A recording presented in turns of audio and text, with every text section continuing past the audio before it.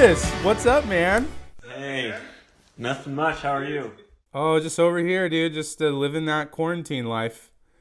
It's Yep. pretty exciting. Great looking backdrop you got there. Oh yeah, we're quarantining ourselves with Colby and Chad, so we're at their place. Wow, that's a great fire mantle if I've ever seen one. Look at that.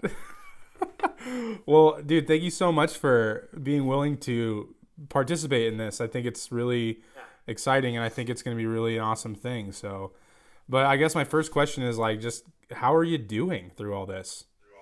Um, I mean, I think I'm doing pretty well. Obviously, it's had its challenges, but I think despite all that, can't complain. I'm still working.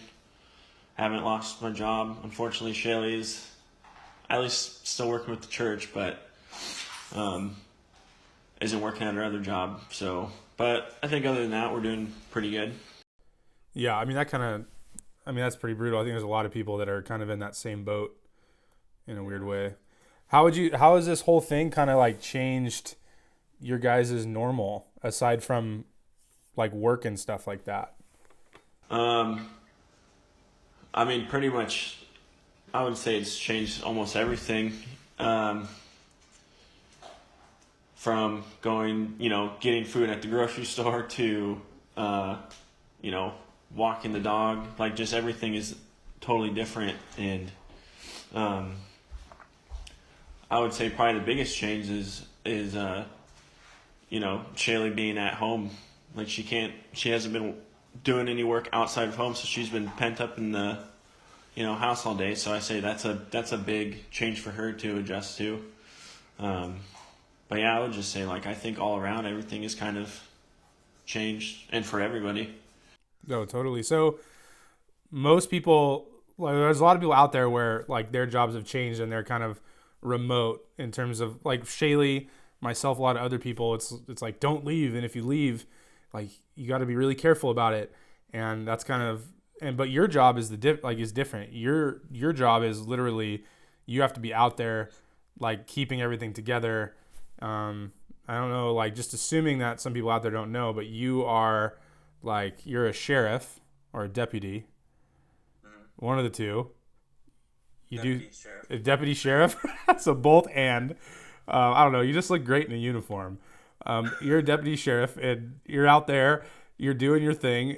What's been the greatest challenge for you? Like how? Like what's been the hardest part about this? Kind of what I've struggled with, I think, is looking to the future and how this is going to change everything. In spite of the challenge and how weird all this is, how have you seen God at work in just any aspect?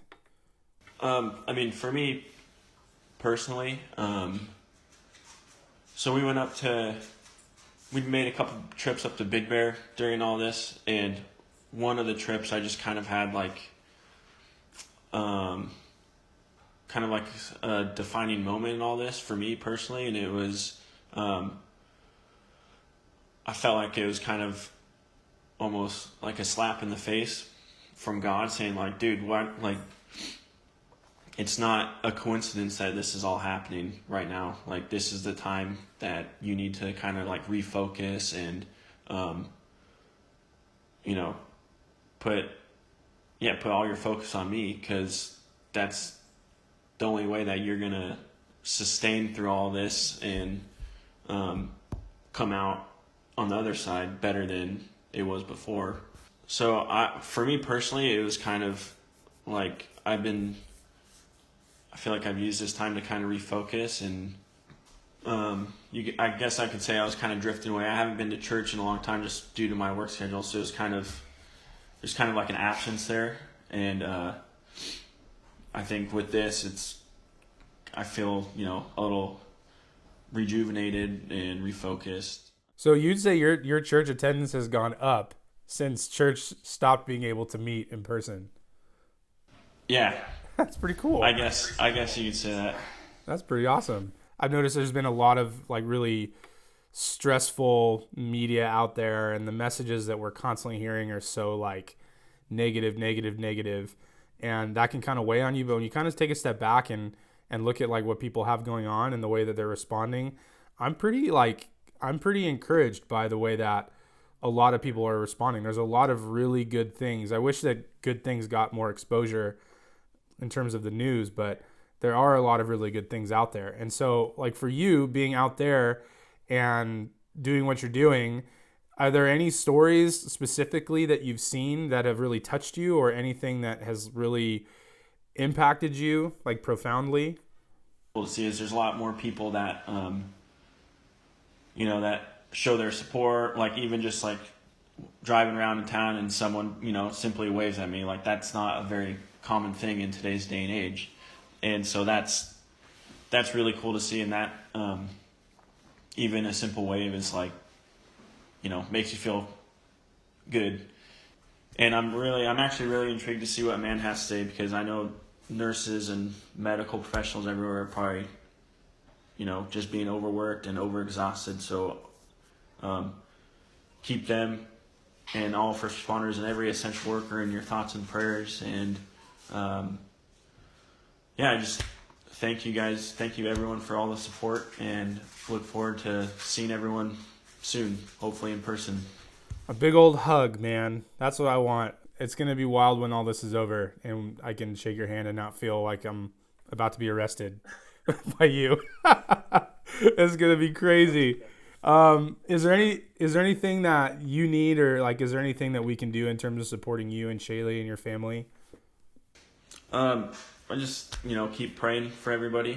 Like I said, I'm blessed and I still have a job, so this hasn't really taken a toll too much on us financially like it has with a lot of other people. So I'll just say, prayers.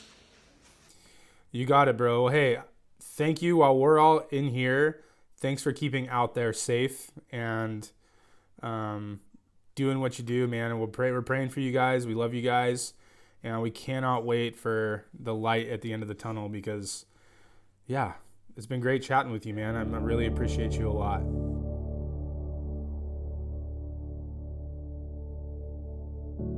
It's crazy to think like you wanted to be a nurse for so long, and who knew that you would be a nurse in the midst of a pandemic?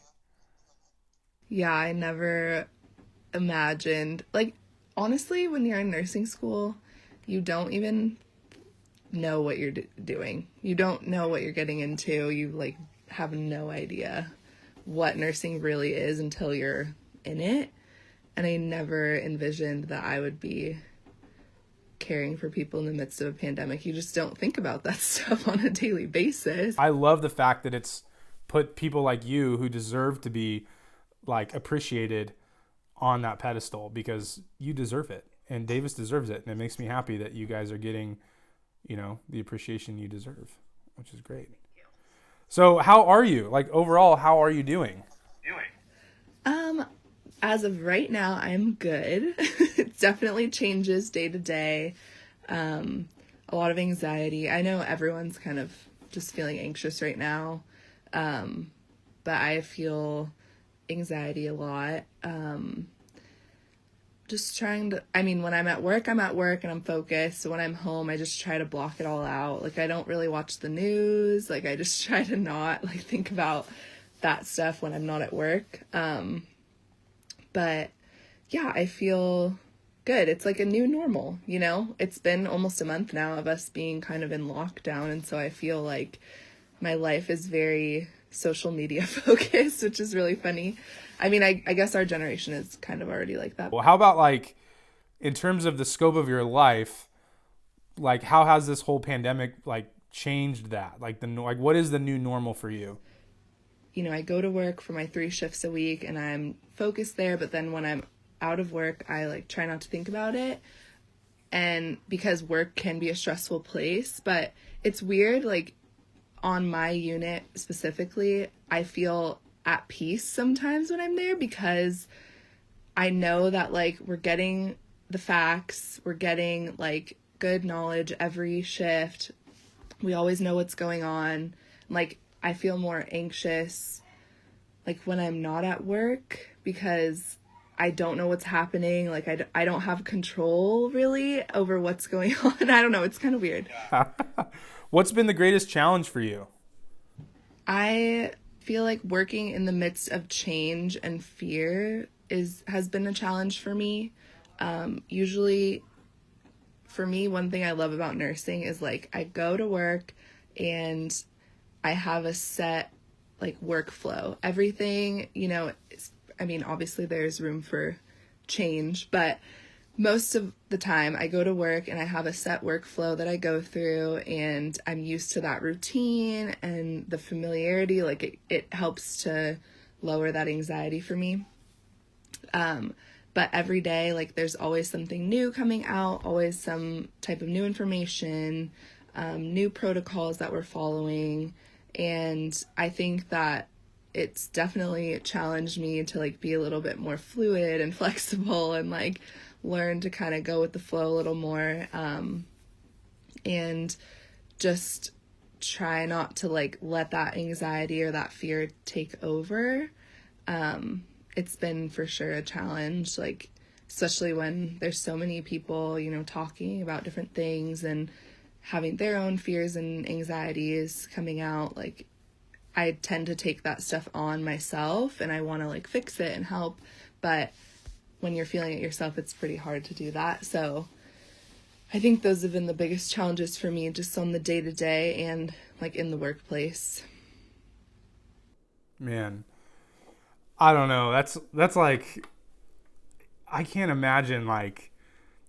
I can't imagine there being, like with Davis, I was talking about how it's like crazy that, hey, there's a very contagious virus out there. It's killing a lot of people, and you got to go out there and you got to do your job. And I can't imagine that. And then I can't imagine being in your situation where it's like, hey, where all those sick people are going, that's where you got to go to work. And that's where you got to go take care of people. And you work in oncology normally anyways, which is also crazy. And now it's like, I don't know. I just like, it just feels like you're a superhero right now. You know what I mean? Like it feels like you're kind of my hero right now. Oh my gosh, stop.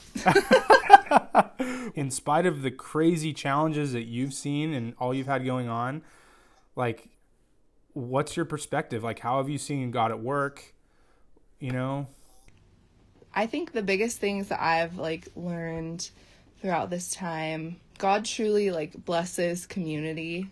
Like even though we all are not able to see each other, like I have felt more community like in this time than I have in a long time. Just people are constantly reaching out, like making sure others are okay, making sure I'm okay. I'm reaching out, making sure my friends are okay, because I know that people can go through loneliness at this time. And like I've never felt like there wasn't someone that I could call to like lean on or anything like that. And I love that, because I feel like it's something that we need like all the time, but especially right now when you can't just go to a friend's house and hang out to kind of have that companionship. You are able to, I don't know, just reach out more. I think that I've learned so much from, because I work in oncology, so I have taken care of patients with COVID-19, but primarily I am on the oncology unit. And I know that nursing, like I've always said I wanted to be a nurse because I wanted to like care for people physically, but also mentally and emotionally. And I've been able to do that so much more deeply than I have the past year and a half of being a nurse, because no one in the hospital right now can have family members or visitors. So literally, like some nights we just have people on the unit who are there just to go and sit with our patients, talk to them, make sure they feel like cared for. And I have just learned so much from them going through the hardest time of their life, cancer treatment, chemotherapy, like all of that. And they're just like, I need my people with me. And I've been able to be that like support person for them, which has been really cool. And it just shows me that like community is everything, and even if we all have to be apart, like we can still cultivate that, in even though it looks a little different. Which has, oh my God, I love that. It's changed my perspective on that for sure. I love that. All of that. Everything you said just now, I love all of it. I mean, for us, we think about us like the normal people, not the non-superheroes.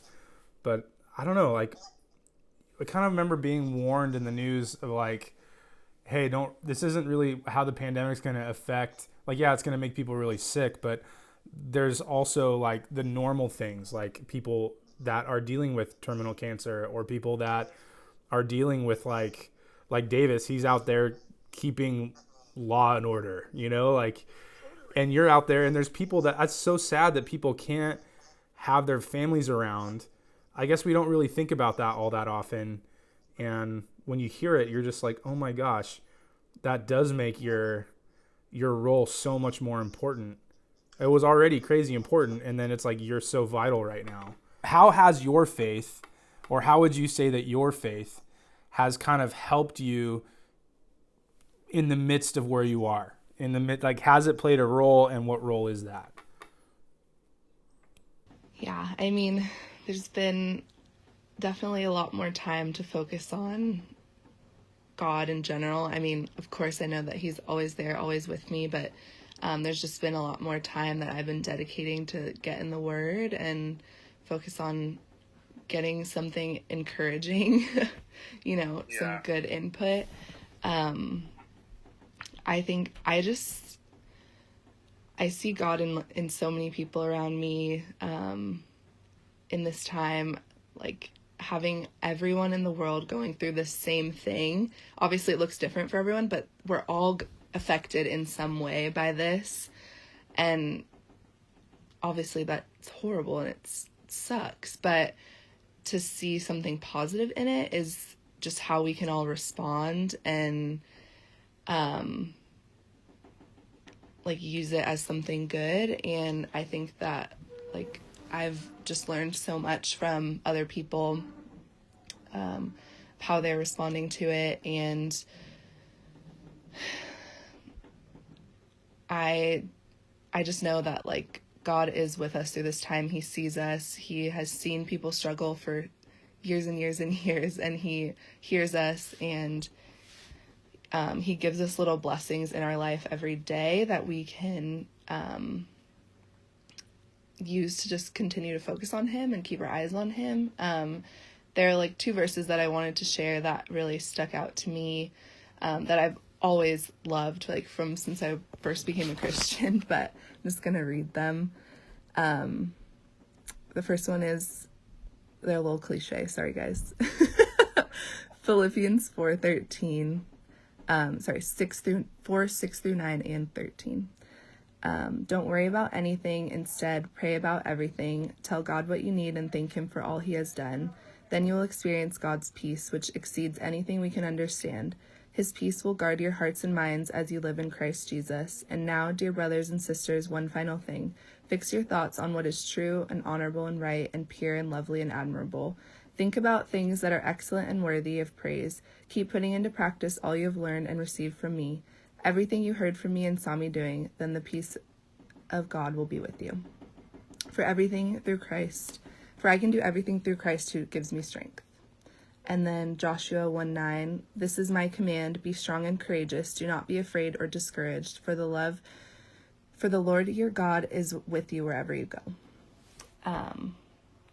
I think those verses, like I've talked a lot about the anxiety and fear that I've faced and felt, and I'm sure we all feel that.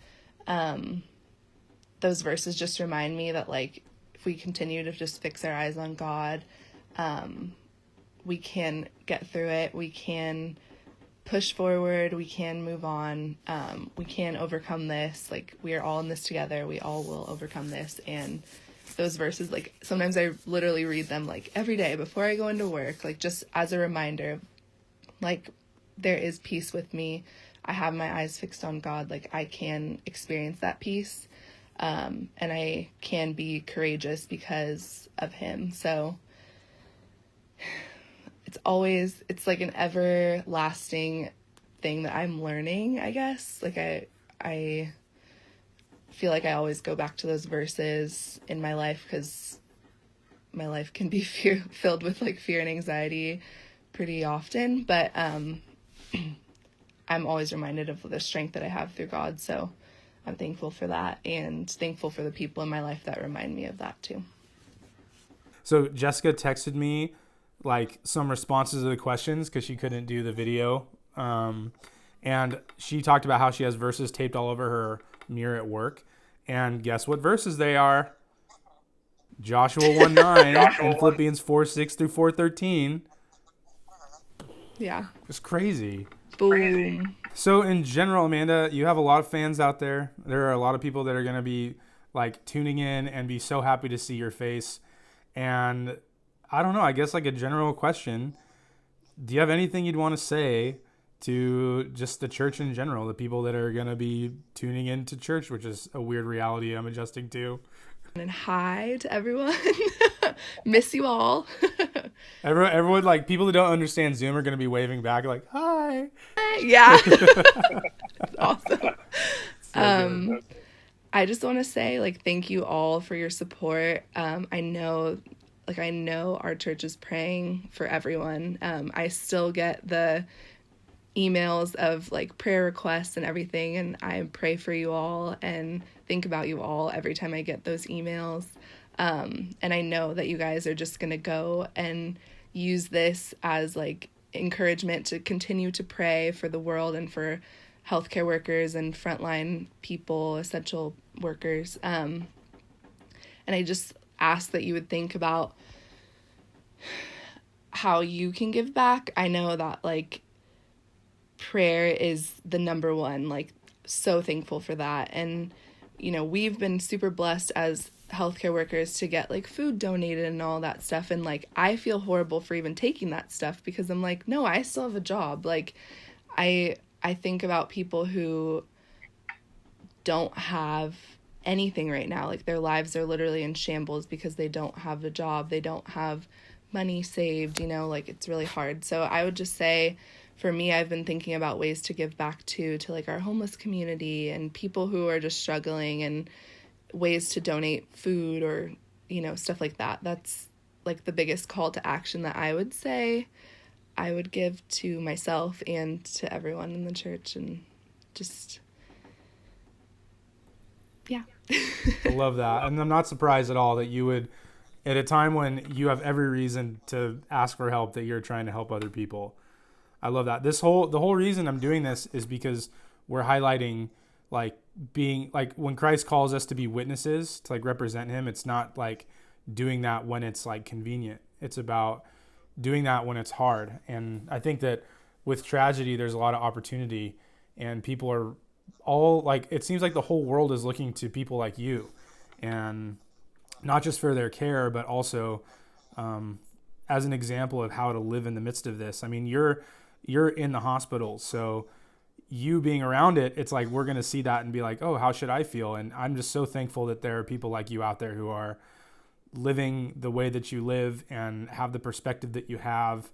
And I don't know, I just feel really lucky to have people like you and Davis like in our communities, in our world, out there doing what you're doing, because it's so important, especially right now, which is crazy. I just want to say, like, also, you guys raised us. Like, SonRise raised us. Banning, you raised us. You helped us be these people. And I'm forever thankful for that. And the fact that I've been out of high school for 6 years now, and I know we don't talk every day, but I know that I can still always come to you or Jerome or Greg or anyone in our church. Like, you all are so amazing. And like, side note, like women's ministry, I just need to shout you guys out real quick. Like, I've gotten letters and books and love from you guys since I graduated high school, and that is literally amazing. Like, years later, to still be blessed by you guys and know that you're praying for us, like, it's just amazing. I am so thankful. Well, you're our pride and joy out there. All of us old folks over here, we're so proud of you. Oh my gosh. How about like support? How can we support? Is there anything that we can do? I mean, you mentioned kind of like that we can look into like different ways we can serve and help, but you personally, how can we support you or your family during all this? Just pray for us. Seriously, no. I mean, I think you're doing what I would personally want, like checking in and making sure that my mental health is okay, and, you know, reminding us that we are supported, and like that you appreciate us. Like, sometimes nursing can be a thankless job. Right now it feels like the best job in the world in some ways. In other ways it's terrifying. Like just getting, you know, all the attention. It's really weird, actually. Like, it doesn't happen that often, it seems like. So I'm just super thankful that there are spotlights to really understand like what's going on. And I hope that, I mean, obviously I didn't give details about COVID. Like, I don't feel like I have a place to share, you know, that kind of stuff. But I hope that it gives you all some sense of peace that like it's okay. Right. At least here right now, like it's okay. We're gonna be okay. We're gonna be okay. Somehow. Somehow. And then last thing, like I put in the like questionnaire, like, is there a specific story that stands out to you that you'd want to share? So we had a little like ceremony, I guess you want to call it, with like the firefighters and the police department in San Diego came to our hospital and did this little parade almost. And they were like outside of the hospital, and you know, their sirens were going off and they were honking and like doing all that just to show their support for us. And then we had like our own stuff for them, and it was just really beautiful to see. Like, we're obviously doing totally different things, but we're all coming together because we are on that front line. And like, I'm so thankful for people like Davis and, you know, everyone out there who's like actually on the street. And they were showing that they were thankful for us too. So it was cool. And I know that like there are a lot of neighborhoods in San Diego. I've gotten multiple like video messages from my friends and other like family friends that are in San Diego, where at 8 p.m. every night for the last like 2 weeks, they've been out cheering. Everyone like goes out at 8 p.m. and cheers and bangs pots and pans like it's New Year's, just to show their appreciation for the first responders and hospital workers and everyone. So it's really, really cool. Well, you are definitely appreciated, and I just can't thank you enough for what you're doing right now. And I'm so thankful that that little girl so many years ago who was debating on, do I go to Point Loma? Do I become a nurse? Do I do all these things? I'm so thankful that you did. And we're all so proud of you. And we just, I know people are just going to be so glad to see you and hear from you.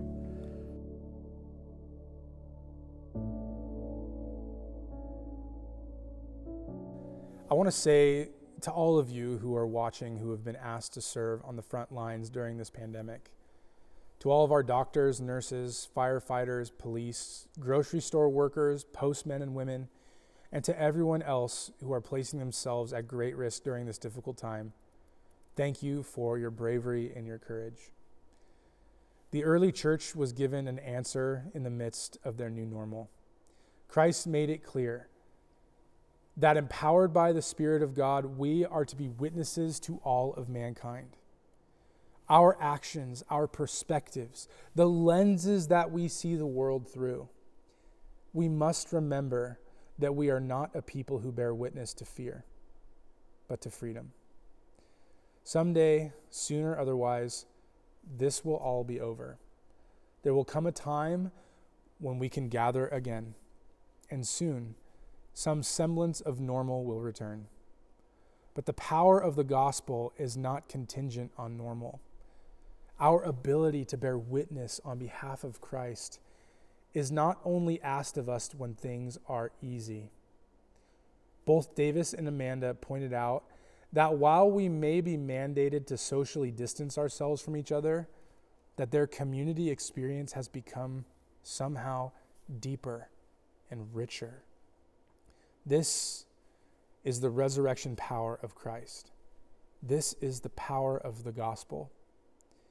Thank you to Davis and Amanda for their time, and thank you all for worshiping with us today from wherever you are.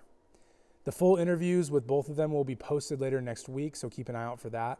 And as you all go, may the Holy Spirit continue to empower you to be witnesses of Christ, our Lord, in this weird and unique season of life. And remember, as best you can, that our primary allegiance is not to a fear, anxiety, politic, conspiracy, or competition, but to Christ Almighty. Grace and peace be with you. Amen.